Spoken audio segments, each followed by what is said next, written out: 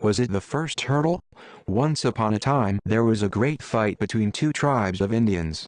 It was so fierce that the river ran red with blood, and the war cries were so loud and angry that the animals of the forest ran away in terror.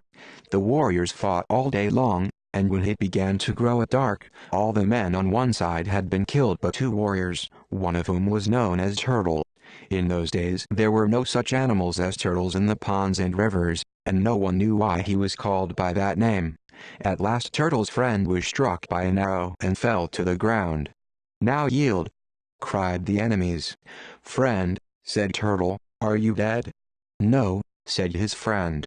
"Then I will fight on," said Turtle, and he called out, "Give life again to the warriors whom you have killed with your wicked arrows, and then I will yield, but never before. Come on, cowards that you are! You are afraid of me. You do not dare to come." Then his enemies said, "We will all shoot our arrows at once, and some one of them will be sure to kill him." They made ready to fire, but Turtle, too, made ready. He had two thick shields, and he put one over his back and one over his breast. Then he called to his fierce enemies, "Are you not ready? Come on, fierce warriors! Shoot your arrows through my breast if you can."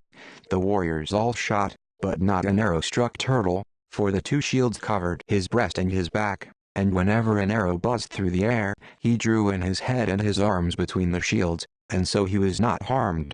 "Why do you not aim at me?" he cried. "Are you shooting at the mountain, or at the sun and the moon? Good fighters you are, indeed. Try again." His enemies shot once more, and this time an arrow killed the wounded friend as he lay on the ground. When Turtle cried, "Friend, are you living?" there was no answer. "My friend is dead," said Turtle. "I will fight no more." "He has yielded," cried his enemies. "He has not," said Turtle, and with one great leap he sprang into the river. His enemies did not dare to spring after him. "Those long arms of his would pull us to the bottom," they said, "but we will watch till he comes up, and then we shall be sure of him." They were not so sure as they thought, for he did not come up, and all that they could see in the water was a strange creature unlike anything that had been there before. "It has arms and a head," said one. "And it pulls them out of sight just as Turtle did," said another. "It has a shield over its back and one over its breast, as Turtle had," said the first. Then all the warriors were so eager to watch the strange animal that they no longer remembered the fight. They crowded up to the shore of the river. "It is not Turtle," cried one. "It is Turtle," declared another.